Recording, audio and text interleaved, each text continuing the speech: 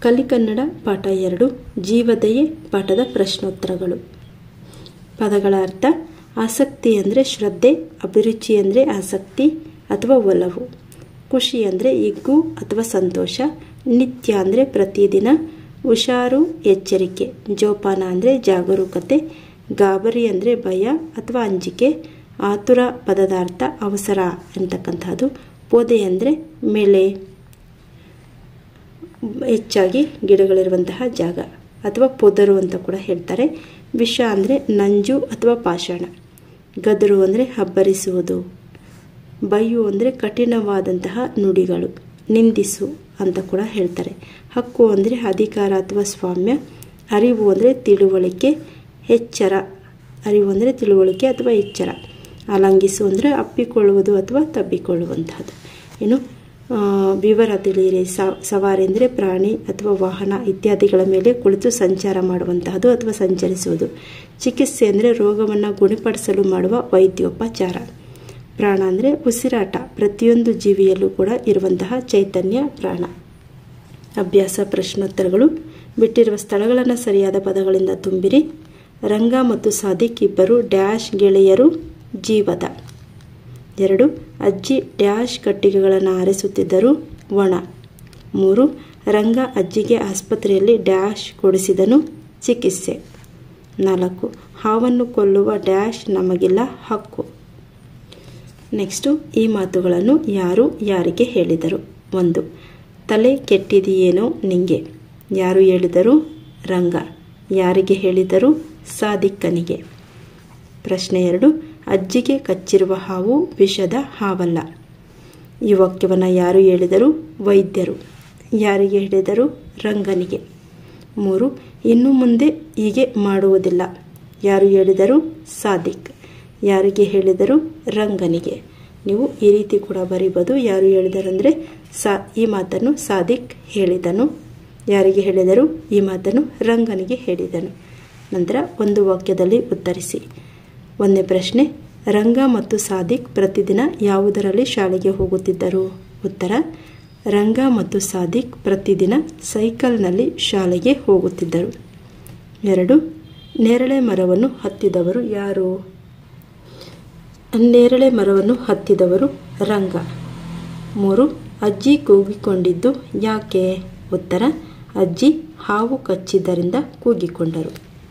4ನೇ ಪ್ರಶ್ನೆ: ವೈದ್ಯರು ರಂಗನ ಬಳಿ ಏನೆಂದು ಹೇಳಿದರು? ಉತ್ತರ: ವೈದ್ಯರು ರಂಗನ ಬಳಿ ಅಜ್ಜಿಗೆ ಕಚ್ಚಿರುವ ಹಾವು ವಿಷದ ಹಾವಲ್ಲ, ಹಾಗಾಗಿ ಅಜ್ಜಿಗೆ ಅಪಾಯವೇನೂ ಇಲ್ಲ ಎಂದು ಹೇಳಿದರು. 5ನೇ ಪ್ರಶ್ನೆ: ರಂಗ ಯಾರನ್ನು ಸಮಾಧಾನ ಪಡಿಸಿದನು? ಉತ್ತರ: ರಂಗ ಸಾದಿಕ್ನನ್ನು ಸಮಾಧಾನ ಪಡಿಸಿದನು.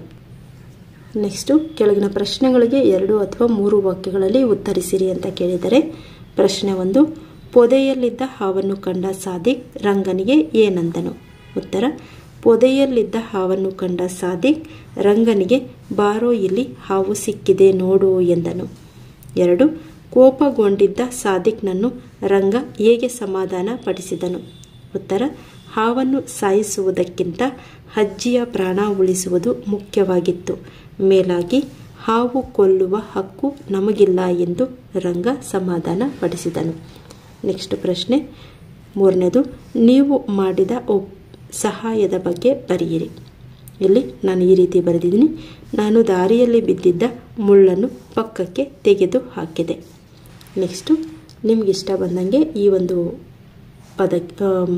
ನೀವು ಮಾಡಿದ ಸಹಾಯದ ಬಗ್ಗೆ ವಾಕ್ಯವನ್ನು ಬರೀಬಹುದು. ನೆಕ್ಸ್ಟು ಭಾಷಾಭ್ಯಾಸ. ಸ್ವಂತ ವಾಕ್ಯ ರಚಿಸಿರಿ. 1ನೇದು ಜೋಪಾನ, ಪುಸ್ತಕಗಳನ್ನು ಜೋಪಾನವಾಗಿ ಇಟ್ಟುಕೊಳ್ಳಬೇಕು. 2. ಸಮಾಧಾನ, ನನ್ನ ಅಮ್ಮ ನನಗೆ ಕೋಪಿಸಿಕೊಂಡಾಗ ಸಮಾಧಾನ ಪಡಿಸಿದಳು. 3. ತಪ್ಪು, ನನ್ನ ತಪ್ಪುಗಳನ್ನು ನನ್ನ ತಾಯಿ ತಿದ್ದಿದರು. ನೆಕ್ಸ್ಟು ಅರ್ಥಕೋಶದ ಸಹಾಯದಿಂದ ಈ ಪದಗಳ ಅರ್ಥ ಹುಡುಕಿ ಬರೆಯಿರಿ ಅಂತ ಕೇಳಿದರೆ. 1ನೇದು ಖುಷಿ, ಅರ್ಥ ಹಿಗ್ಗು, ಆನಂದ, ಸಂತೋಷ. 2. ಪೊದೆ, ಅರ್ಥ ಪೊದರು. 3. ಗದರು, ಅರ್ಥ ಅಬ್ಬರಿಸು.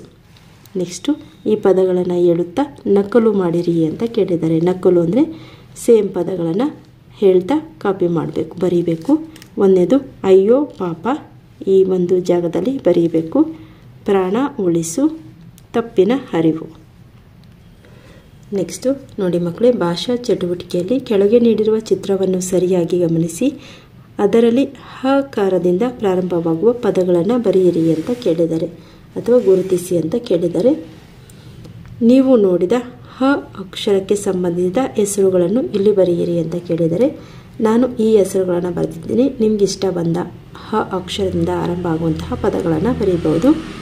ಒಂದನೇದು ಋಷಿಕೇಶ್, ಹಿರಣ್ಮಯಿ, ಹೃದಯೇಶ್, ಹರೀಶ್, ಹರಿ, ಹರಿಚರಣ್, ಹರ್ಷ, ಚರಣ್, ಹೇಮ. ಅದಾದ ನಂತರ ಈ ಕಥೆಯನ್ನು ಓದಿ ಮತ್ತು ಅದನ್ನು ನಿಮ್ಮ ಶಿಕ್ಷಕರ ಸಹಾಯವನ್ನು ಪಡೆದು ಅಭಿನಯಿಸಿರಿ ಅಂತ ಕೇಳಿದ್ದಾರೆ. ಇಲ್ಲಿ ಒಂದು ಪುಟ್ಟ ಕಥೆಯನ್ನು ಕೊಟ್ಟಿದ್ದಾರೆ. ಈ ಕಥೆಯನ್ನು ನೀವು ನಿಮ್ಮ ಶಿಕ್ಷಕರ ಸಹಾಯದಿಂದ ಓದಿ ಅದನ್ನು ಅರ್ಥ ಮಾಡಿಕೊಂಡು ಅಭಿನಯವನ್ನು ಕೂಡ ಮಾಡಬಹುದು. ಇದಾಗಿದೆ ಮಕ್ಕಳೇ 4ನೇ ತರಗತಿ ಕಲಿ ಕನ್ನಡ ಪಾಠ 2 ಜೀವದಯೆ ಪಾಠದ ಪ್ರಶ್ನೋತ್ತರಗಳು.